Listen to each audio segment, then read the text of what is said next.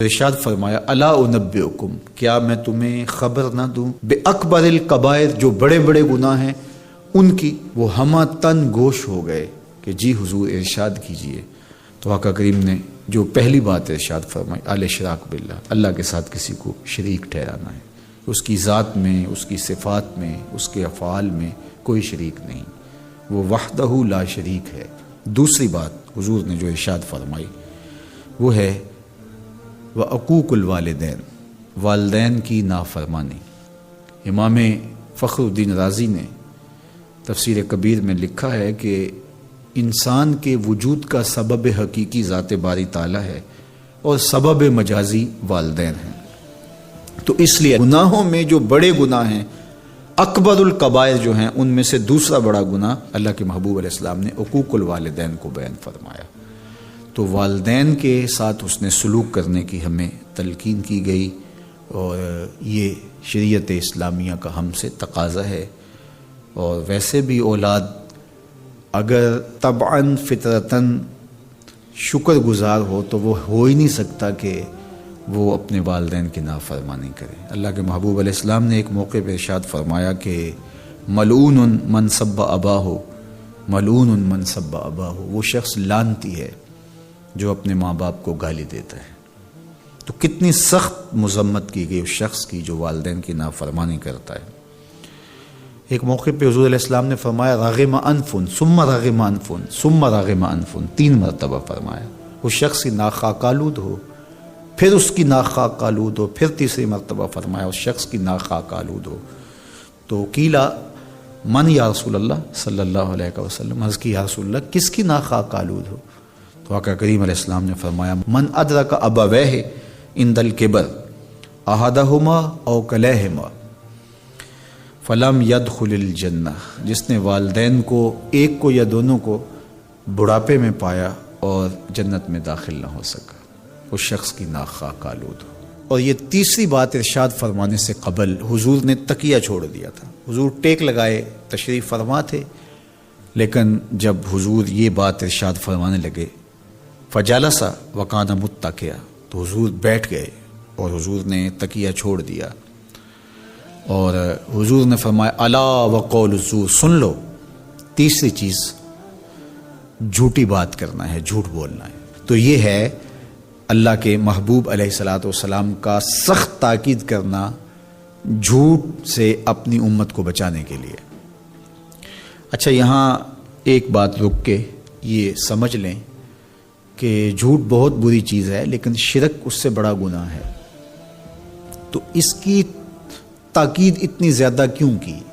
حضور نے ٹیک چھوڑ دی اور آقا کریم علیہ السلام بار بار ارشاد فرماتے رہے۔ تو اس کی وجہ یہ ہے کہ شرک کو بڑا گناہ سارے سمجھتے ہیں۔ اسی طرح ماں باپ کی نافرمانی ہر شخص سمجھتا ہے کہ یہ بہت بڑا گناہ ہے، اور اگر کوئی شخص ماں باپ کا بے ادب ہو، گستاخ ہو، تو لوگوں کی نظروں میں بھی وہ گر جاتا ہے کہ یہ برا شخص ہے کہ ماں باپ کے ساتھ بدسلوکی کر رہا ہے۔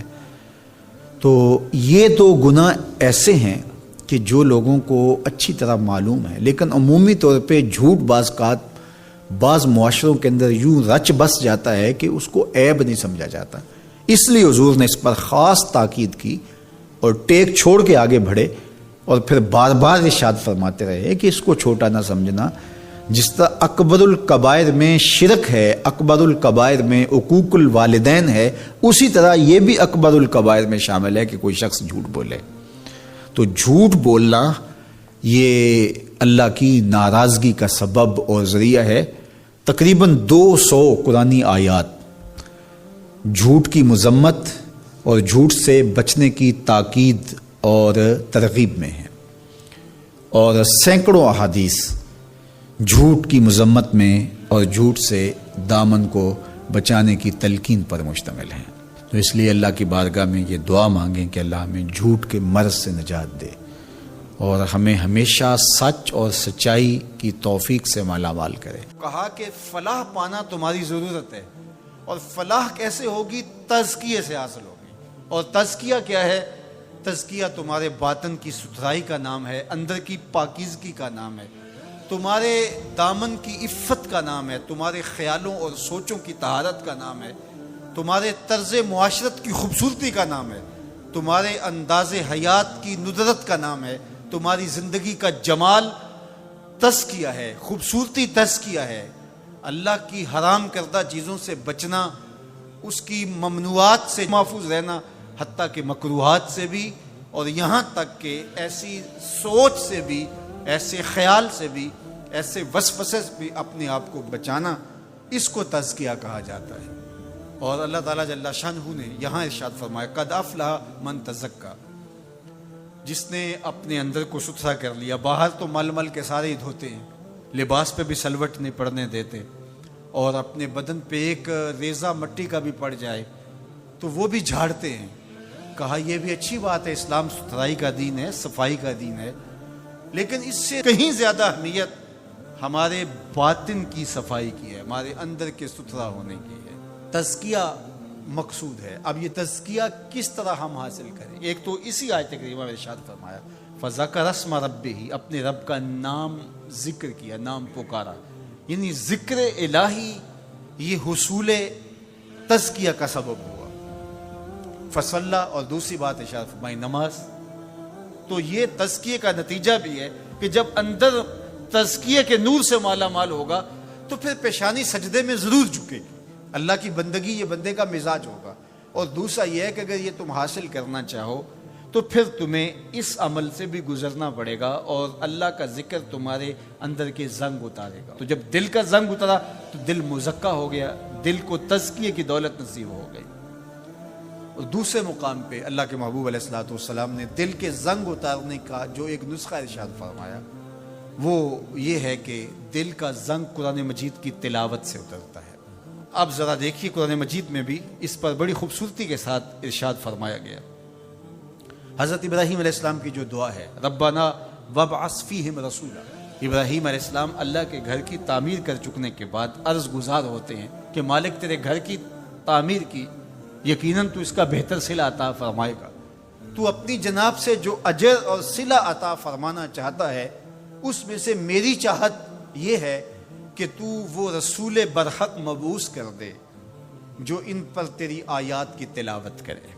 اور اس دعا کا ذکر اللہ تعالیٰ نے قرآن مجید میں کیا، اور جس مقام پہ دعا کی اس مقام کو بھی محفوظ رکھا۔ وَاتَّخِذُوا مِن مَقَامِ إِبْرَاهِيمَ مُصَلًّى، کہا اس کو جائے نماز بنا لو۔ آپ نے حج یا عمرے کی سعادت پائی ہو تو وہاں مطاف سے تو ہر رکاوٹ اٹھائی جاتی ہے کہ طواف کرنے والوں کو کوئی دقت نہ ہو، اور یہاں یہ پتھر نصب کیا ہوا ہے، یا اللہ تیرے گھر کے سامنے یہ پتھر تو نے تو پتھروں سے دور ہٹایا تھا، لیکن اس پتھر کے نیڑے آ کے سجدہ کرنے کا کہا گیا۔ وَاتَّخِذُوا مِن مَقَامِ إِبْرَاهِيمَ مُصَلًّى، طواف کر لیا، عمرہ کر لیا، حج کی سعادت پائی، طواف زیارت کر لیا، لیکن کہا کہ تمہارا طواف نہیں مانوں گا جب تک 2 رکعت یہاں نہیں پڑھو گے جہاں میرے یار کے قدم لگے۔ یا اللہ تیرے گھر کا طواف ہو گیا، کوئی کسر رہ تو نہیں گئی تھی؟ کہا محبت کی بولی جانتے ہو تو یار کا ڈیرا اچھا لگتا ہے، اتنی دیر تک تمہارا طواف ہی قبول نہیں جب تک یہاں ماتھا نہیں رگڑو گے جہاں میرے یار کے، میرے خلیل کے قدم لگے۔ اب وہاں پیشانی رگڑائی جا رہی ہے اور وہاں ماتھا رگڑا جا رہا ہے۔ کہا یہ مقام ابراہیم ہے، یہ عزت کا مقام ہے، اس پتھر کے نیڑے لایا جا رہا ہے۔ وہ بھی پتھر ہے، کالے رنگ کا پتھر ہے، لیکن اس کو چومنے کی تلقین کی، ادب سے چوما جا رہا ہے، عقیدت سے چھوا جا رہا ہے، پیار سے دیکھا جا رہا ہے۔ میں نے بوڑھے اشخاص کو بھی دیکھا کہ ہتھیلیوں پہ جان رکھ کے پتھر کو چومنے کے لیے بے چین ہے۔ اکلوتے بیٹے کو چومنے کے لیے ماں کی وہ تڑپ نہیں ہوتی جو اس پتھر کو چومنے کے لیے کلیجے کے اندر بےتابی اور ایک بے چینی اور اضطراب ہوتا ہے۔ مجھے ایک بوسہ میسر آ جائے، یہ تڑپ کیوں؟ یہ راز حضرت عمر نے کھولا۔ حجر اسود کو چوم رہے تھے اور چومنے سے پہلے بولے اے حجر اسود تجھے کبھی نہ چومتا اگر میرے حضور نے نہ چوما ہوتا۔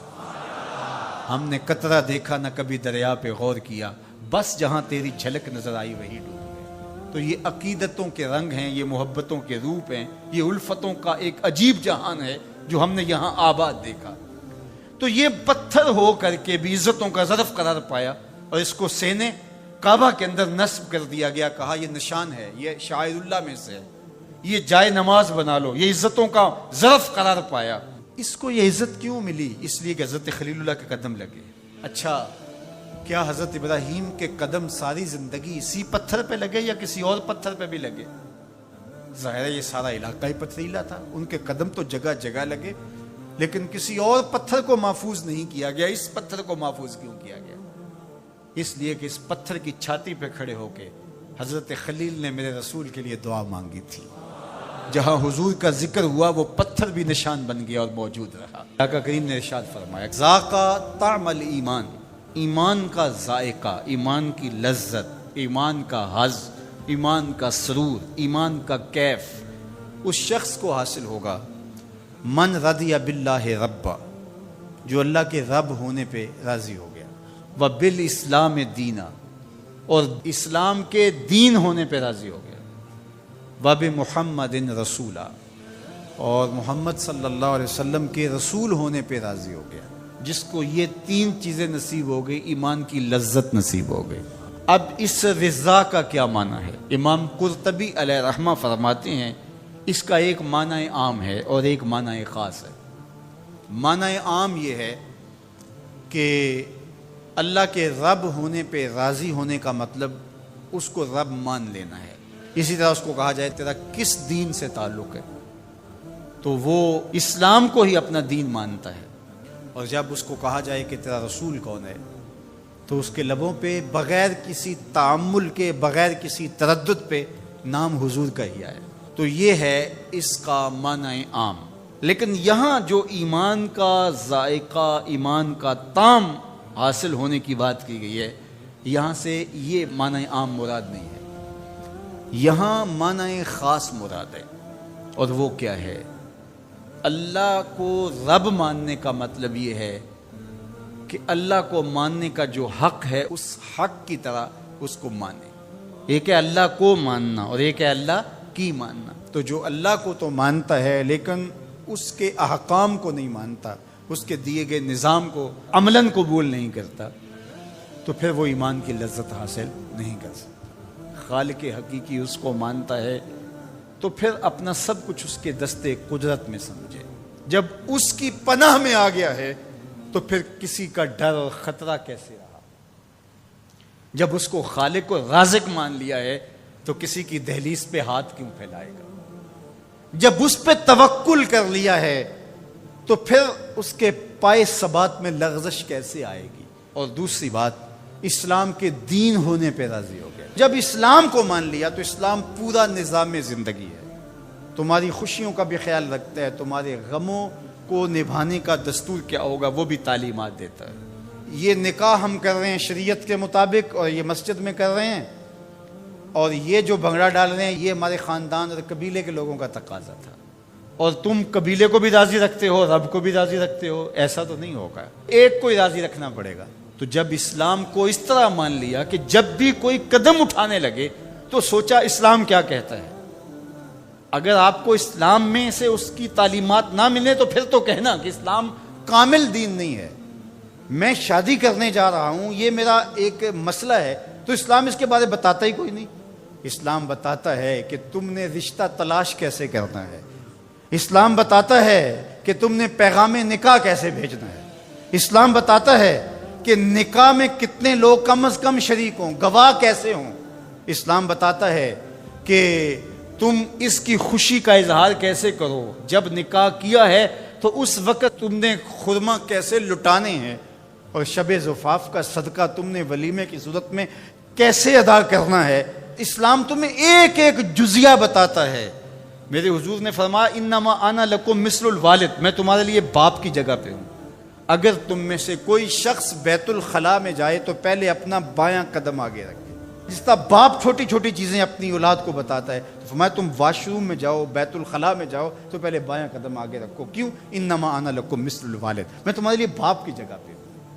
اللہ اکبر۔ تو جب اتنی چھوٹی چیزیں بھی، اتنی عام چیزیں بھی اسلام تمہیں بتاتا ہے تو پھر ضرورت کیا ہے کہ کسی اور دھرم کو دیکھیں، کسی رواج کو دیکھیں، کسی ازم کی طرف نظر اٹھائیں اور کسی کلچر اور تہذیب کا سہارا دیں۔ ہماری تہذیب بھی اسلام، ہمارا کلچر بھی اسلام، سب کچھ اسلام ہے۔ تو جب ہم نے مان لیا اسلام کو تو پھر مان لیا، پھر ماننے کا جو حق تھا وہ ادا کر دیا، تو پھر اسلام کا مزہ آنا شروع ہوگا۔ تیسری بات، وَبِمُحَمَّدٍ رَسُولًا، وہ اس بات پہ راضی ہے کہ یہ میرے رسول ہیں، یہ میرے ہادی ہیں، یہ میرے قائد ہیں، یہ میرے رہنما ہیں، یہ میرے مرشد اعظم ہیں۔ تو جب نظر ادھر جم گئی تو پھر کسی اور سمت نظر اٹھے گی؟ جب انہیں مان لیا، وہی ہادی و رہنما ہیں، وہی مقصود ہیں، وہ محبت کا مرکز ہیں، وہ عقیدتوں کا محور ہیں، ہر درد میں ہمارا دارو ہیں، علاج ہیں، چارہ ہیں، ہر مرض کی شفا ہیں، تو پھر کسی اور سمت نظر کیوں اٹھا کے دیکھیں گے؟ تو اگر ادھر ادھر بھی دیکھتے رہے اور کہا کہ نہیں ہم ادھر سے بھی کچھ لے لیں گے، تو اس طرح پھر ایمان کی لذت نصیب نہیں ہوگی۔ تو جب انہیں رسول مان لیا اور اس طرح مانا کہ انہیں مانا انہیں جانا، نہ رکھا غیر سے کام، انہیں مانا انہیں جانا، نہ رکھا غیر سے کام، للہ الحمد میں دنیا سے مسلمان گیا، پھر ایمان کا مزہ آئے گا نا، پھر ایمان کا سرور نظر آئے گا نا۔ ایک زمانہ آیا کہ قریش کے ظلم و ستم اور جور و جبر اتنے زیادہ بڑھ گئے کہ کمزوروں پر جو ظلم ڈھاتے تھے، زیادتی کرتے تھے، وہ دیکھے نہیں جاتے تھے۔ تو سیدنا صدیق اکبر شہر مکہ کو چھوڑ کر کے مکہ سے باہر جا رہے تھے، راستے میں ابن دغنہ ملا، یہ قریش کا سردار تھا، اور اس نے کہا کہ آپ کدھر جا رہے ہیں؟ تو آپ نے فرمایا کہ اس شہر میں اب رہنا نہیں ہے جہاں جور و جبر کا رواج ہو، جہاں ظلم و تعدی پھیلتا ہی چلا جائے، جہاں شر کو کوئی روکنے والا ہی نہ ہو، تو میں تو اس شہر میں نہیں رہنا چاہتا۔ تو ابن دغنہ نے آپ کو روک لیا، اس نے کہا میں آپ کو نہیں جانے دوں گا،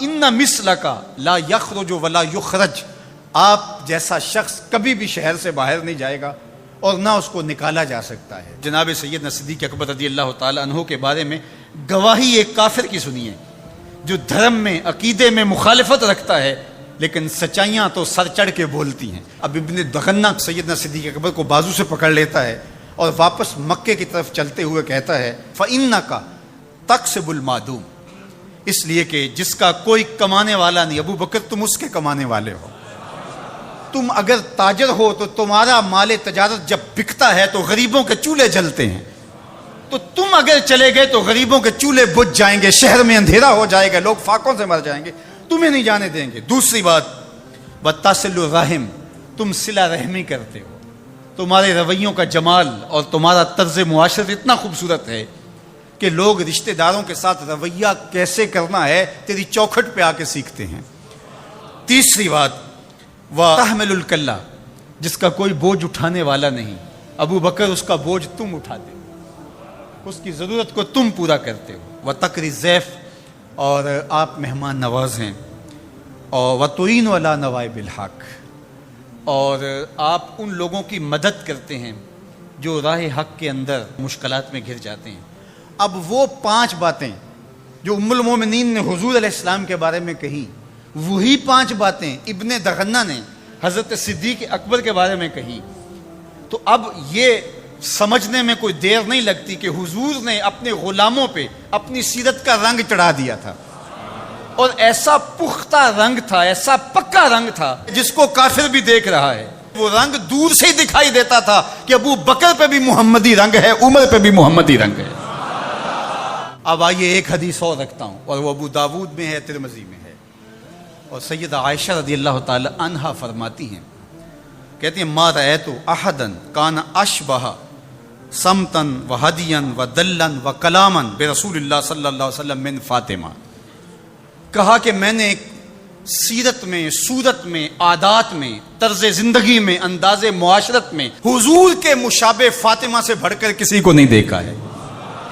اگر حضور کی سیرت کا عکس کامل دیکھنا چاہتے ہو، اگر حضور کے جمال کا نقشہ مکمل دیکھنا چاہتے ہو، اگر محمد عربی کی تصویر دیکھنا چاہتے ہو، تو وہ فاطمہ بنت محمد ہے صلی اللہ علیہ وسلم۔ ابو بکر صدیق حضور کے رنگ میں رنگے ہوئے، سیدہ فاطمہ حضور کے رنگ میں رنگی ہوئی ہیں، اور وہ بھی حضور کی تربیت کا عکس ہیں، اور یہ بھی تربیت کا عکس ہیں، وہ بھی حضور کا رنگ اور یہ بھی حضور کا رنگ، اور دونوں ایک ہی سینے سے پھوٹتی ہوئی شعائیں، ایک ہی چمن کے مہکتے ہوئے 2 پھول، ایک کا نام فاطمہ ہے اور دوسرے کا نام ابو بکر ہے، اور اگر کوئی انگلی اٹھاتا ہے سیدنا ابو بکر پہ تو وہ حضور کی تربیت میں نقص نکالتا ہے، اور اگر سیدہ فاطمہ تو زہرا پہ کوئی بات کرتا ہے تو وہ بھی سوچے بات کہاں تک جا رہی ہے۔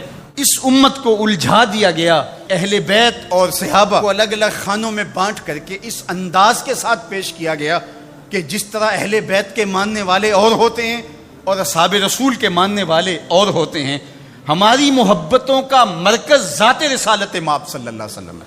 اللہ کی محبت مقصود شریعت ہے، والذین آمنوا اشد حبا للہ، یہ قرآن بتاتا ہے ہمیں، لیکن یہ محبت بھی ہمیں اس در سے ملی ہے۔ تو اس لیے ذات رسالت مآب جب مرکز محبت ہوگی تو پھر یہ جھگڑا کبھی بھی نہیں ہوگا کہ میں اہل بیت کو مانتا ہوں اور صحابہ کو نہیں مانتا، میں صحابہ کو مانتا ہوں اہل بیت کو نہیں مانتا۔ میں تو کہا کرتا ہوں کہ صحابہ نبی کے در والے ہیں اور اہل بیت نبی کے گھر والے ہیں۔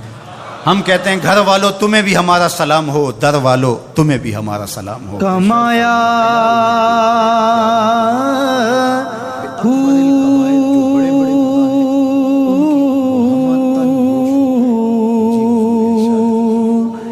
نام بھج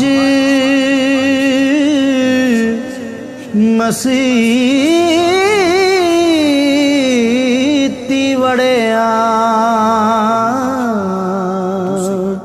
نا تسبہ والدین کی نافرمانی۔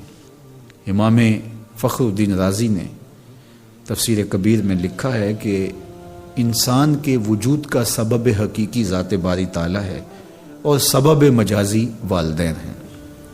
تو اس لیے گناہوں میں جو بڑے گناہ ہیں، اکبر الکبائر جو ہیں، ان میں سے دوسرا بڑا گناہ اللہ کے محبوب علیہ السلام نے عقوق الوالدین کو بیان فرمایا۔ تو والدین کے ساتھ حسن سلوک کرنے کی ہمیں تلقین کی گئی، اور یہ شریعت اسلامیہ کا ہم سے تقاضا ہے۔ اور ویسے بھی اولاد اگر طبعاً فطرتاً شکر گزار ہو تو وہ ہو ہی نہیں سکتا کہ وہ اپنے والدین کی نافرمانی کرے۔ اللہ کے محبوب علیہ السلام نے ایک موقع پہ ارشاد فرمایا کہ ملعون من سب اباہ، ملعون من سب اباہ، وہ شخص لعنتی ہے جو اپنے ماں باپ کو گالی دیتا ہے۔ تو کتنی سخت مذمت کی گئی اس شخص کی جو والدین کی نافرمانی کرتا ہے۔ ایک موقع پہ حضور علیہ السلام نے فرمایا رغم انفن ثم رغم انفن ثم رغم انفن، 3 مرتبہ فرمایا۔ اس شخص کی ناک خاک آلود ہو، پھر اس کی ناک خاک آلود ہو، پھر تیسری مرتبہ فرمایا اس شخص کی ناک خاک آلود ہو۔ تو قیلا من یا رسول اللہ صلی اللہ علیہ وسلم، عرض کی یا رسول اللہ کس کی ناک خاک آلود ہو؟ تو آقا کریم علیہ السلام نے فرمایا من ادرک ابویہ عند الکبر احدہما او کلیہما فلم یدخل الجنہ، جس نے والدین کو ایک کو یا دونوں کو بڑھاپے میں پایا اور جنت میں داخل نہ ہو سکا، اس شخص کی ناک خاک آلود ہو۔ اور یہ تیسری بات ارشاد فرمانے سے قبل حضور نے تکیہ چھوڑ دیا تھا۔ حضور ٹیک لگائے تشریف فرما تھے، لیکن جب حضور یہ بات ارشاد فرمانے لگے فجلس وکان متکئا، تو حضور بیٹھ گئے اور حضور نے تکیہ چھوڑ دیا، اور حضور نے فرمایا الا وقول الزور، سن لو، تیسری چیز جھوٹی بات کرنا ہے، جھوٹ بولنا ہے۔ تو یہ ہے اللہ کے محبوب علیہ الصلاۃ والسلام کا سخت تاکید کرنا جھوٹ سے اپنی امت کو بچانے کے لیے۔ اچھا، یہاں ایک بات رک کے یہ سمجھ لیں کہ جھوٹ بہت بری چیز ہے، لیکن شرک اس سے بڑا گناہ ہے۔ تو اس کی تاکید اتنی زیادہ کیوں کی؟ حضور نے ٹیک چھوڑ دی اور آقا کریم علیہ السلام بار بار ارشاد فرماتے رہے۔ تو اس کی وجہ یہ ہے کہ شرک کو بڑا گناہ سارے سمجھتے ہیں۔ اسی طرح ماں باپ کی نافرمانی ہر شخص سمجھتا ہے کہ یہ بہت بڑا گناہ ہے، اور اگر کوئی شخص ماں باپ کا بے ادب ہو، گستاخ ہو، تو لوگوں کی نظروں میں بھی وہ گر جاتا ہے کہ یہ برا شخص ہے کہ ماں باپ کے ساتھ بدسلوکی کر رہا ہے۔ تو یہ تو گناہ ایسے ہیں کہ جو لوگوں کو اچھی طرح معلوم ہے، لیکن عمومی طور پہ جھوٹ بعض معاشروں کے اندر یوں رچ بس جاتا ہے کہ اس کو عیب نہیں سمجھا جاتا۔ اس لیے حضور نے اس پر خاص تاکید کی اور ٹیک چھوڑ کے آگے بڑھے اور پھر بار بار ارشاد فرماتے رہے کہ اس کو چھوٹا نہ سمجھنا. جس طرح اکبر الکبائر میں شرک ہے، اکبر الکبائر میں عقوق الوالدین ہے، اسی طرح یہ بھی اکبر الکبائر میں شامل ہے کہ کوئی شخص جھوٹ بولے. تو جھوٹ بولنا یہ اللہ کی ناراضگی کا سبب اور ذریعہ ہے. تقریباً 200 قرآنی آیات جھوٹ کی مذمت اور جھوٹ سے بچنے کی تاکید اور ترغیب میں ہیں، اور سینکڑوں احادیث جھوٹ کی مذمت میں اور جھوٹ سے دامن کو بچانے کی تلقین پر مشتمل ہیں. تو اس لیے اللہ کی بارگاہ میں یہ دعا مانگیں کہ اللہ ہمیں جھوٹ کے مرض سے نجات دے اور ہمیں ہمیشہ سچ اور سچائی کی توفیق سے مالا مال کرے. کہ اے تن رب دا سچا حجرا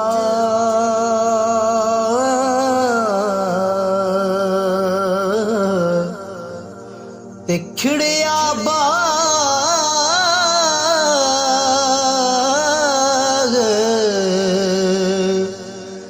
بہاراں